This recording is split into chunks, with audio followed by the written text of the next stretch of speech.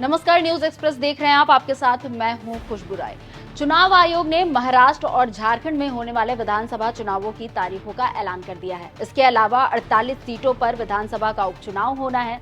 2 लोकसभा ऐसी सीटें हैं जहां पर उपचुनाव होगा और इन सब को लेकर तारीखों के ऐलान हो चुके हैं। 13 और 20 नवंबर को ये चुनाव होंगे और 23 नवंबर को इसके परिणाम घोषित किए जाएंगे।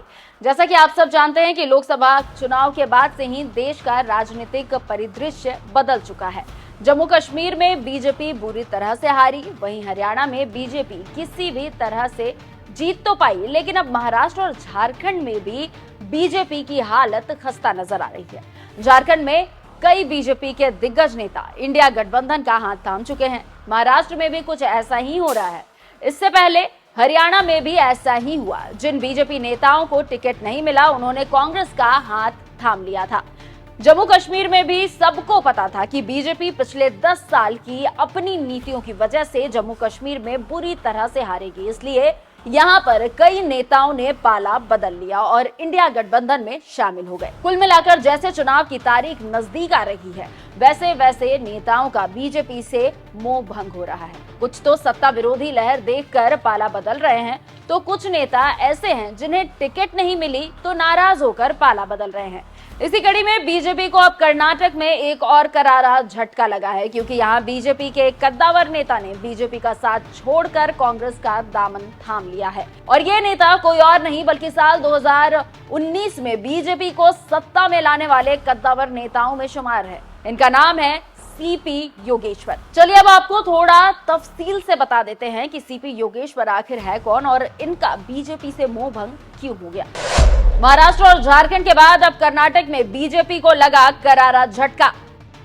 कद्दावर बीजेपी नेता सीपी योगेश्वर ने भाजपा का छोड़ा साथ।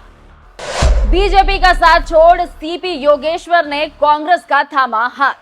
जब से उपचुनाव की तारीखों का ऐलान हुआ है, तब से बीजेपी को झटके पर झटका लग रहा है। बीजेपी के अपने ही उन्हें छोड़कर जा रहे हैं। झारखंड में बीजेपी के 2 दिग्गज नेता केदार हाजरा और उमाकांत रजक ने इंडिया गठबंधन का हाथ अभी हाल ही में थामा है। अब इसी बीच एक खबर कर्नाटक से आ रही है, जहां कर्नाटक में बीजेपी नेता सीपी योगेश्वर ने मुख्यमंत्री सिद्धारमैया से उनके आवास पर मुलाकात की और फिर कांग्रेस में शामिल हो गए। दरअसल जानकारी के मुताबिक सीपी योगेश्वर बीजेपी के टिकट पर हाई प्रोफाइल चन्नापटना सीट से उपचुनाव लड़ना चाहते थे, लेकिन उन्हें पार्टी ने टिकट नहीं दिया।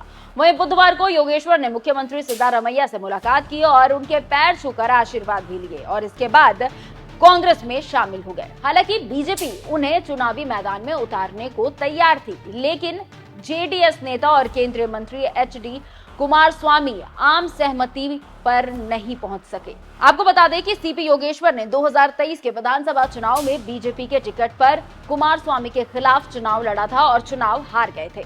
तो इस तरह आप समझ सकते हैं कि उपचुनाव से पहले बीजेपी को किस तरह से झटके पर झटका लग रहा है और राजनीतिक विश्लेषक कह रहे हैं कि अभी तो ये बस शुरुआत है। आगे बहुत से नेता बीजेपी से नाराज होकर इंडिया गठबंधन में शामिल हो सकते हैं। वैसे आपको क्या लगता है? आप भी कमेंट कर अपनी राय हमें जरूर बताएं।